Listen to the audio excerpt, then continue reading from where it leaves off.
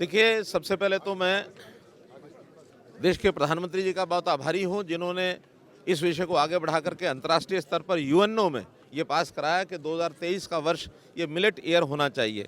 स्वाभाविक है, मिलेट का खाने का अभ्यास लोगों का जितना ज़्यादा बढ़ेगा, उतना अभी जो चीज़ें देखने जा रही हैं, केमिकल्स के द्वारा पैदा होने वाली फसलों का जो दुष्परिणाम होता है, साइड इफ़ेक्ट्स होते हैं, वो कम होंगे, शरीर स्वस्थ होगा, बीमारियों से दूर होगा। और कभी कभी तो ऐसा भी अनुभव आता है कि बीमारियों को दूर करने के लिए, बीमार होने के बाद अगर हम खाना पीना अपना ठीक कर लेते हैं बहुत जल्दी, और हमारा जो है ठीक खाने पीने से, मिलेट जैसे इस प्रकार के मोटे अनाज से, ऑर्गेनिक जो हमारी फसलें हैं उसके उपयोग करने से बीमारियां भी दूर जाती हैं। हम हरियाणा में इस प्रकार के प्रयोग आगे करने जा रहे हैं। हमारे जो वेलनेस सेंटर्स हैं, लगभग 1000 वेलनेस सेंटर्स अब जल्दी पूरे हो जाएंगे। वहाँ पर आयुष के माध्यम से, आयुर्वेद के माध्यम से हम वहाँ की जो डाइटिशियन के कुछ कोर्स करने के बाद लोगों को आग्रह करेंगे कि अपने खाने पीने का जो स्वभाव है, अपनी आदतें, अपना व्यवहार उस नाते से वो ठीक करें, ताकि बीमार होने से भी बचें।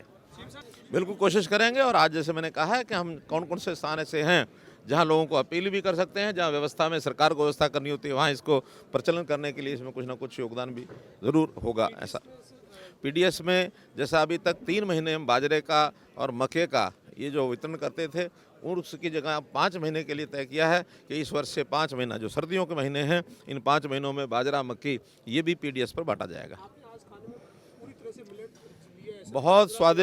बहुत स्वादिष्ट खाना था।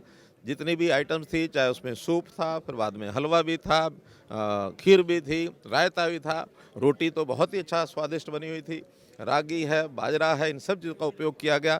बहुत स्वादिष्ट खाना था।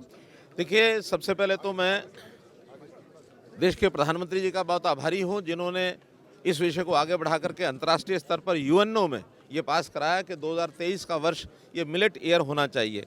स्वाभाविक है, मिलेट का खाने का अभ्यास लोगों का जितना ज़्यादा बढ़ेगा, उतना अभी जो चीज़ें देखने जा रही हैं, केमिकल्स के द्वारा पैदा होने वाली फसलों का जो दुष्परिणाम होता है, साइड इफ़ेक्ट्स होते हैं, वो कम होंगे, शरीर स्वस्थ होगा, बीमारियों से दूर होगा। और कभी कभी तो ऐसा भी अनुभव आता है कि बीमारियों को दूर करने के लिए, बीमार होने के बाद अगर हम खाना पीना अपना ठीक कर लेते हैं बहुत जल्दी, और हमारा जो है ठीक खाने पीने से, मिलेट जैसे इस प्रकार के मोटे अनाज से, ऑर्गेनिक जो हमारी फसलें हैं उसके उपयोग करने से बीमारियां भी दूर जाती हैं।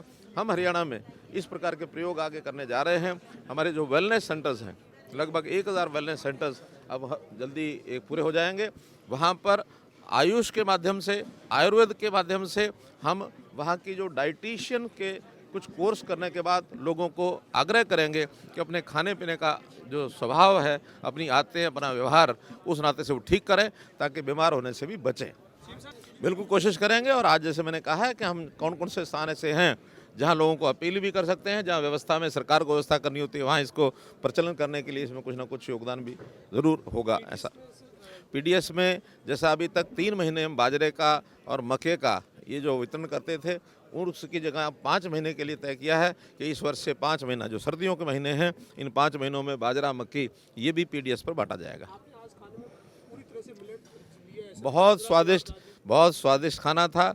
जितनी भी आइटम्स थी, चाहे उसमें सूप था, फिर बाद में हलवा भी था, खीर भी थी, रायता भी था, रोटी तो बहुत ही अच्छा स्वादिष्ट बनी हुई थी, रागी है, बाजरा है, इन सब चीज़ों का उपयोग किया गया।